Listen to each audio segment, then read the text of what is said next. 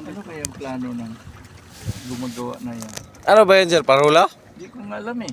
Tagal na yan, sir. Pero anong plano ng Baka may-ari? pasyalan na yan, sir. Ano lang talaga ng ano yan, sir, may-ari para sa palaisdaan nila.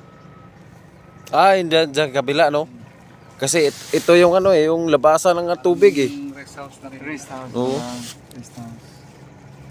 Baka marami talaga silang pera, di ayos. Oo.